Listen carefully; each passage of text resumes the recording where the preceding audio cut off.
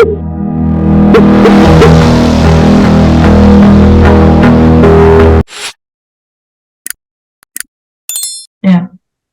open a new process.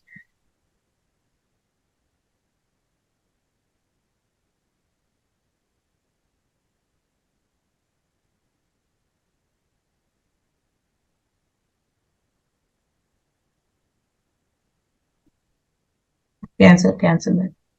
It is for configuring the start shape. Okay.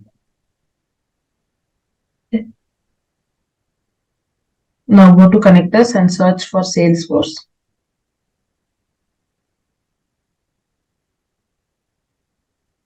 Search, you have searched there. This thing. No, search. I have to show you options. There are 4 more options in Salesforce. Yeah, see, Salesforce, you have many options wherever you want to connect Salesforce and this is just for Salesforce read connector, first one, and the other one is analytics, and the other one is Apex, and another one is marketing cloud and platform enterprise. Okay, and a one connector, I mean, however it is necessary, you can use that Salesforce connectors. Okay. Like the organization only will tell you if it is related to finance or marketing, then you can use Salesforce. If you're just reading the sales, taking the data from Salesforce account, you can just use the first one, Salesforce connector. Okay. Okay, drag and drop that one now, Salesforce connector, first one.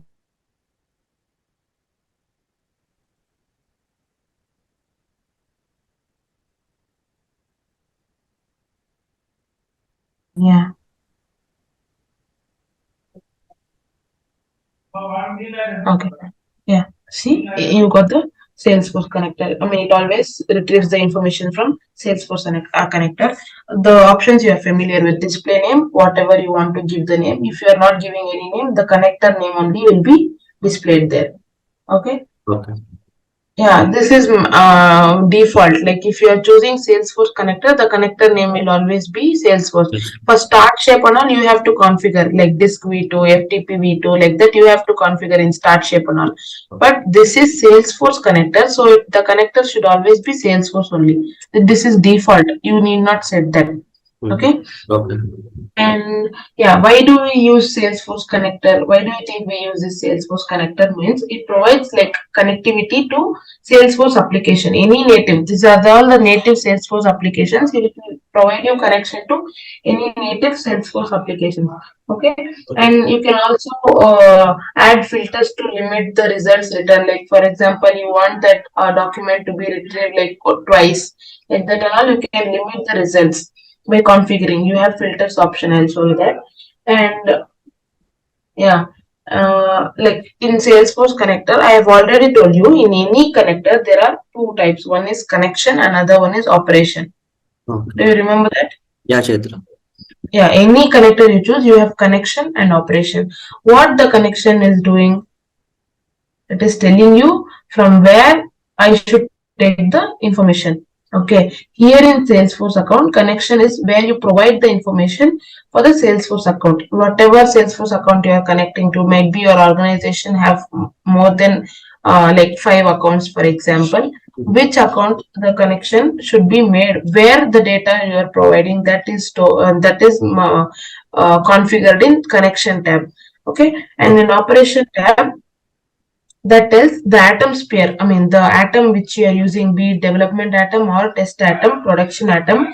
It is telling that atom how to retrieve the data, how to, whatever the data it is retrieved in connection tab, using connection tab, how the data operation should be performed, should be configured in the operation tab.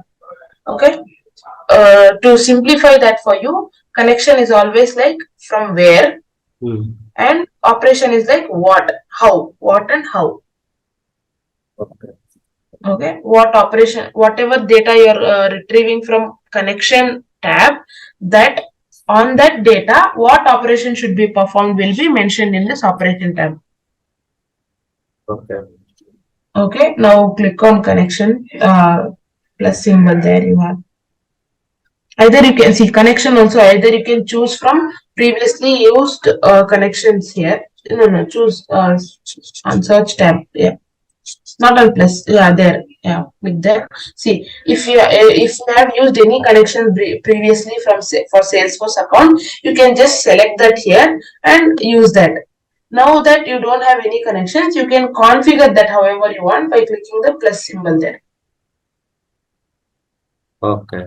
Any connectors, you will get this drop down. If you have any connections, I mean that same connection you should use here, then you can select that from the drop down. Okay. No, you don't want that existing connections. I want to make a new connection with new edits or new accounts. Then you should say a plus symbol there. That time you are opening another tab and configuring connection for the Salesforce account. Okay. Click on plus symbol there. See, the URL first. The URL is like its default. It is making a SOAP call for the Salesforce API endpoint. Okay, this is what the organization is using, so it will automatically make a SOAP call whenever you are using Salesforce connector. The URL is automatic. If you want, you can also change. No, you don't want to retrieve data from this particular API endpoint, then you can change it from wherever, whatever endpoint you want. That URL can be added here. Okay. And username, when it comes to username, your company might have different account with the Salesforce. Okay, let's say for example Shakti at salesforce.com. For example, I'm just telling, it will have common account, it will not have names and all. Usually organization have a common account and they use that. For example, we'll take it as Boomi user at salesforce.com only. So now when you're entering that username here, Salesforce will have some more conditions like read only data. I mean, for this account, only this much of data is accessible. Understood? Like say for Shakti, only the first level of database or the first column of the database should be available.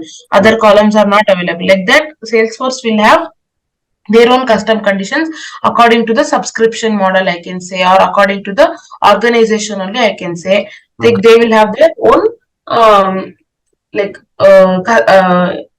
security for their data. Okay, now you are entering one username here.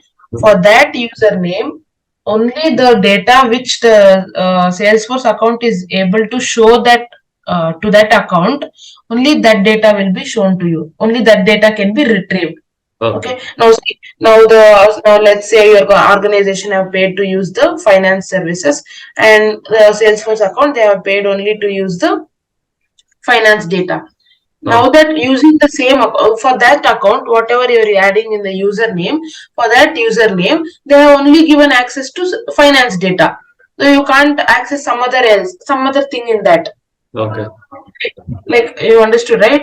Yeah, Chaitra. I mean, you are saying like actually we'll be having like some read-write access data, so we can't. Yeah. Like how organizations have. For developers, they'll have different access. For support role, they'll have different access, and for DevOps, they'll have different access. Like the same way, Salesforce will also have like that accesses, read only or write only or edit, like that. They'll have options. Okay, whatever username you are specifying there, for that user, what access is there, only that much can be provided by Salesforce account. Okay. And you can set the password and click to set the password, and version, it is already there. Okay, and maximum concurrent connections is like how many times the data should be retrieved even though if it is failed. Okay, let's say for example, when once you try some internet connectivity or gateway crash might happen, and the Salesforce connection, once the start process is done, the Salesforce action would be disconnected. So it will be failed. If you set it to 1, no, it will be failed and it will not retry. Okay. Now you have set it for maximum 10, so it will try. If it is successful in the first attempt, then well and good. It will not try again. If not, until 10 times, it will try to reconnect to the Salesforce account which you have mentioned. Okay. Yeah, if you know about API calls, you will be familiar with this. Like API calls, it will set the maximum retry accounts. Like it will try to fetch the data until that time. though the connectivity maybe somebody support is not around and did not see that atom went down or the server went down in the Salesforce, then it is trying to connect, it will not be able to connect because the Salesforce only is shut down there only it is having some connectivity issue. So at that time data loss should not be happen, like you will not know that this connection has missed like that. So at that time what it will try, it is given like 10 times maximum, default is like 10 times, it will try 10 times to fetch the data if there is any failure. If not, it will be successful in the first time only. Okay. Okay. Yeah, that is about Salesforce connection. Now come back to the new process tab. Okay, operation, choose operation there.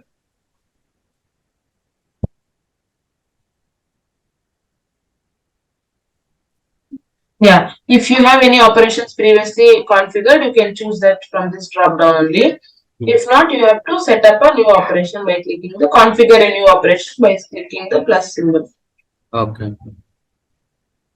For all connectors, it is like that only. Shakti, make this clear. Connection, if you have already, if not only you, anybody in the organization have created a connective connection, and they are saying that anywhere it can be used. I showed you like there was one checkbox like anybody can use this. Yeah, if they have ticked the checkbox and it is displayed here, then you can use that connection and operation. If not, if it should be custom made to this a particular connector, then you can custom make like by clicking the plus symbol. Okay. Okay. Click on the plus symbol.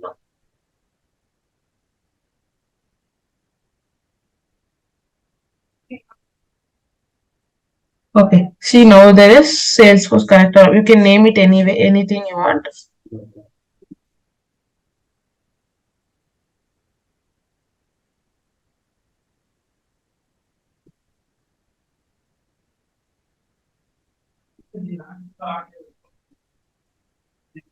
No, you have to, I think you have to save this connector first. Close this one, close this tab.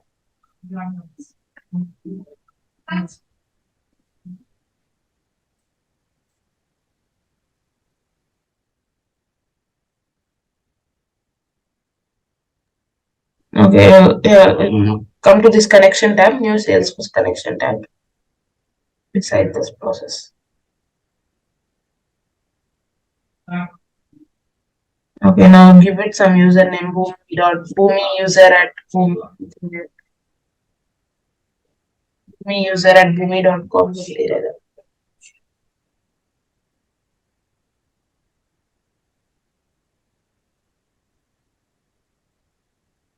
At boomi.com.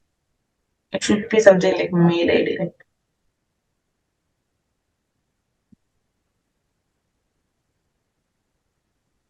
Click to set the password. Set some password like Boomi123 or Shakti123.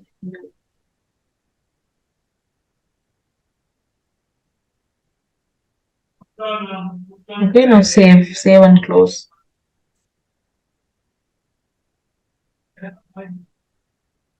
Okay, now you have the Salesforce, new Salesforce connection. Now you choose the operation.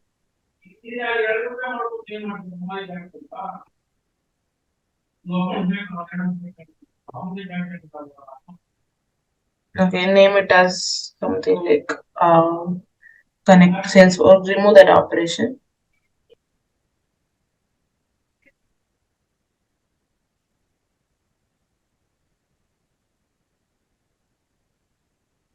Okay, now say import.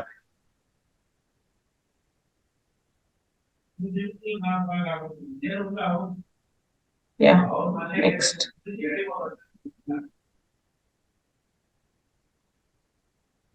It is trying to log in because the user ID is not proper. That is saying invalid login. Okay, if you have given the correct Boomi user ID which your organization is using, then you would have logged into Salesforce. Okay.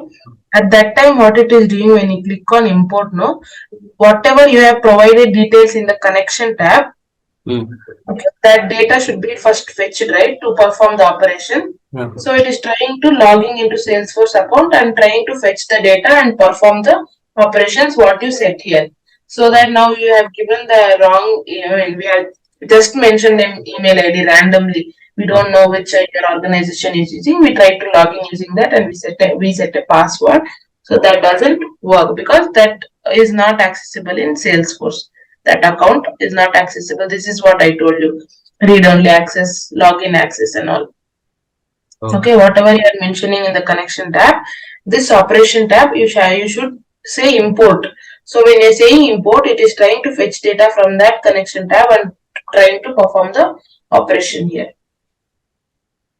Okay. Okay. Yeah. Any doubts in this Salesforce connector, Shakti? No, Chaitra. Okay. Go back.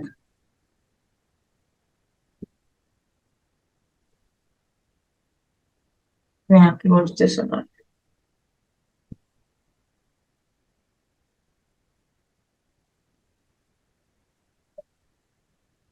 So only after importing will be these things. Yeah, you'll get some more options like what object should be, what object should I choose, what action should I choose on that, and which response profile, where should I store the data, like which account should I mean, in DB, for example, you will create one account, one column called response. There the data should be stored like that. And you can also add a query limit, like how many times the query should be executed, the Salesforce query should be executed. You can always add query limit. Query limit is always default like -1, but you can set. Okay. Okay. From yeah, query limit -1 results. I mean, it matches all specifications. Okay. Okay. And yeah, you will get filters, sorts like that. I told you about filters and all. Like you can add filters, logical and operation, logical operations. You know about that, right? And or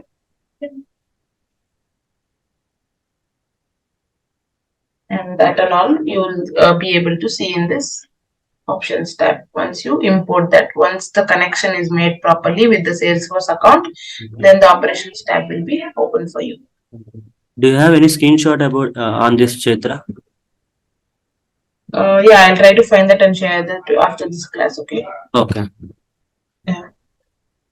I'll use my own account and I'll see Okay. if there is data related to my organization, then I'll share that screenshot with you. Okay. Okay, Chaitra.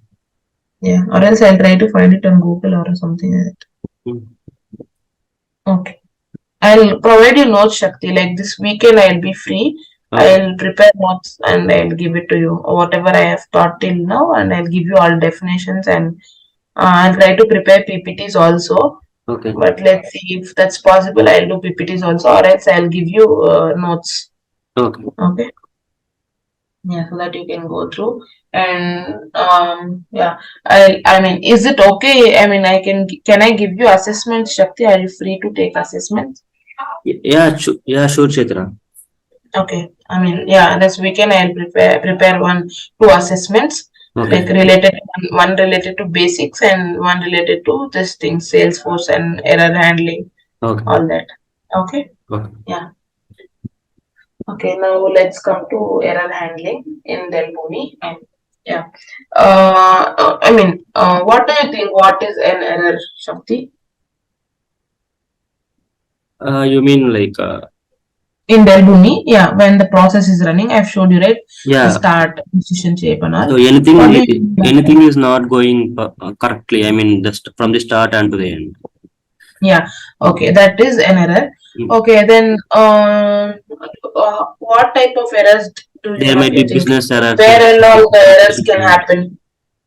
Where and all the errors can occur? While transforming the data or while connecting. Yeah, very good. Okay, nice. Yeah. See, in error types in Dell Boomi, there are 3 types. Okay. Okay. One is process errors. That is when you are running the process, inside the process some error is happened, that is called process errors. Okay. While reporting, you should remember that when you are working on support role, for example, there is some error and you have to report it to the developer or the team. So you cannot tell them that there is this error at this particular part. No, you should tell that process error. I mean document errors or atom runtime errors. Like there are three errors. Okay, you should Process figure errors. out process error, document errors, and Okay. atom runtime errors. Okay. The atom only sometimes goes off, right? Like the crash will happen Mhm. few times. It will not happen like they'll take care. Sometimes it will go down. Atoms also will go down. At that Okay. time, any process inside that atom, be it anything inside that atom, what you have developed or what you have deployed, that will not work in atom errors. Okay. Okay. Mm.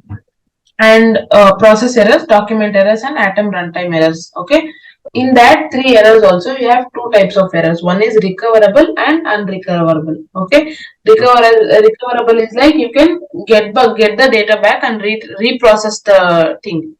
Okay. Unrecoverable, the data is lost. You cannot get back that data or the information what the error has occurred few times. Mhm. Okay. Okay. Most of the atom sphere errors, like atom sphere crashing down or going off, turning it off, like that errors are unrecoverable because the atom only is going offline. Mhm. So there is no point. I mean, it has no access to anything to store the error. Also, what error is happening? It on you see when in process if there is any error, it's stored. It will be stored in the atom. Okay, in the process reporting Mhm. page. Yesterday I showed you, right, Yeah, the yeah. process report. There it will be stored. If Mhm. atom only goes off, where can it store? Where can it show you? So Mhm. that kind of errors are unrecoverable.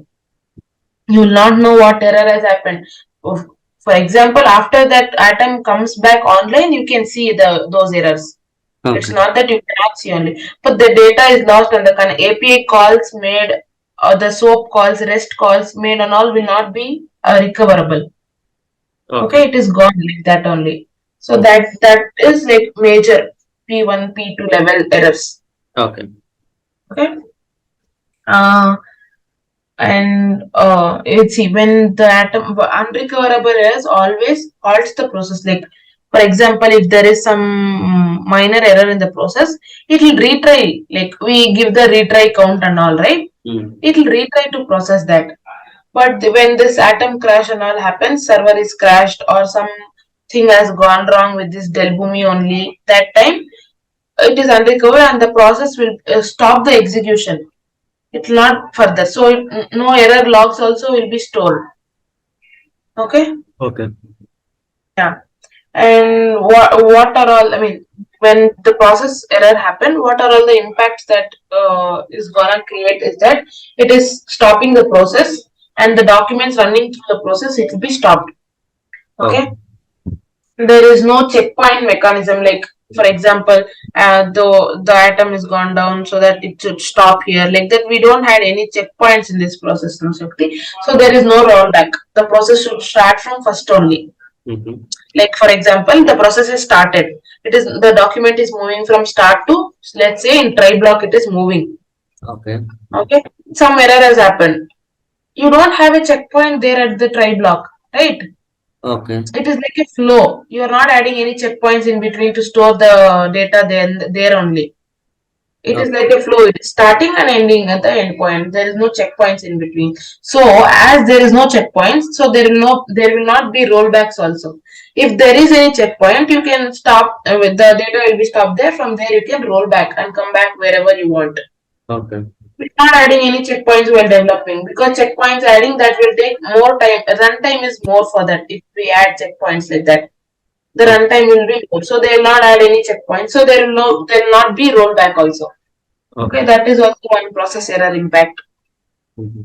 And if you are not using try and catch block inside the process, for example, close this Shakti, cancel this. Okay. See, you are building a process like this: start and decision shape and Salesforce account and endpoint. For example, I'm telling you, you are Okay. created the account like that. You're not using any try catch block. So when you're not using try catch block, if you are using try catch block, you can retry the process. I'll come to the try catch block later. Okay. Now, when you are not using try catch block, for example, you have built a process, plain process like that only from start to end.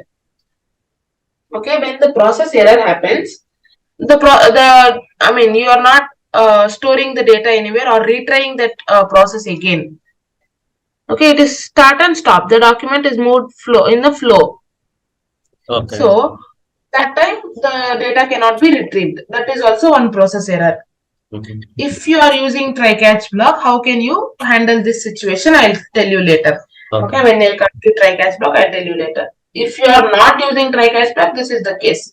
The process is gone there only. There is no retry in this when you are using a plain process. Okay. Okay. And what are the how does a process error causes? One is connectivity issue. The connector might go wrong, like the Salesforce connector or any other connector for that matter. If you are using the process connectors, that connectivity might happen. Like you have seen in RPL, so you might have seen some connector issues, connectivity issues. Yeah. And for few seconds it will be there, and then it will be reconnected by its own. You Yeah. need not take like that times also process error can happen. Okay. Okay, and like sometimes it be like the app responses. Let's say for example you are using some app like Amazon app only. Let's say your Amazon Airplace, you are using it your app. That app is not sending, you are sending a SOAP request or a REST request or API request asking for some data, and there it might have your end everything is perfect, you are sending a API call, but at that app end there is some connectivity issue in that app end. Okay, it is not sending you response on time, so the process is halted there only, it stopped there only, it will not wait for the response. It is all done in fraction of seconds, like sending the call, receiving the response, like that. So that time this process error might cause. Okay, and when you are using this exception shape, come to the shapes, close this connectors tab and come to shape. Exception in logic you have. Yeah, there one exception here. Drag and drop that. Okay. Yeah. See here. No, come down. Here, if, let's say for example, you are using one exception shape in the process to notify you the exception. Okay. See, here you have on failure behavior, right? You have, yeah, there you have two options. One is continue executing other documents. Though if any error occurs, you're continuing executing the other documents. That document is left as failure and logged there, and you're sending other documents into that path. Okay. If you're selecting the second option, even though one document fails, all the entire process will be stopped and all the other documents, though that would have been successful if you have done the transfer, but still if one document fails, whole process will be stopped. Okay, if you select this option while the process, like wantedly, like say for example your organization wants all the data to be transferred on dot, like not even a single document should be missed, at that time you should select this option. Usually we don't use this option because the entire process will be stopped and there will be a issue, like whole thing is not transferred, there will be issue. Continue executing other documents, it will continue executing the other documents, the failed document will be logged wherever you are setting up that. Okay, and you are setting the message here, error message is sent to the particular whatever script you have written in the message, there it is sent and it is sent to that particular ServiceNow account or your mail ID. Okay. In case you have selected the second option, that time also process error might happen. Okay. And one more thing is, like yesterday we did the process and we tested that and we run that process. Do you remember it stopped at the start shape only? Why it stopped at start shape only yesterday? There is no correct configuration. Yeah, that time also, if you have done the entire process correctly, like the movement, the Salesforce API calls, the exception, the notification shape, the stop shape, everything you have configured correctly. You haven't configured start shape only. Then how that process will start? Okay, that time also process errors can occur. Okay, this is about process errors. Do you have any doubts about process errors? Like there can be many other ways how it can happen. You never know, because when you are working on that and experiencing that only then you can know, like this also the error can be occurred, only then you can know, right? Like these are the major causes where the process errors can occur. Okay. Okay. And document error. Okay, we'll come to document error now. Cancel this. Okay. Now let's come to document error. Document error is like whenever there is some, I mean, let's say you have set the default, data validation here. Okay, using data shape, you will set conditions for that document to move. Like for example, the data file data should be the document data should be less than 1 MB. Only then it should move through this process, or else come back to catch process. You'll use try block for example. If it is greater than 1 MB, move from try block. If it is less than 1 MB, throw it to the catch block and send an error to me. Like that, you have set up a process. Okay. Okay. At that time, document error happens. Okay. If the data is less than 1 MB, it is moving to catch block, and that is also document error. Okay. It will do the same thing. If you have set that condition in the process, it will show the error for all the documents, whatever conditions you might have set. Let's say, for example, file name, the document name should be XYZ only. If it is not XYZ, then move to catch block. You can set like that n number of data validations you can set. Okay. In set properties shape, yesterday I showed you, right? In set properties shape, you can set n number of data validations. Okay. And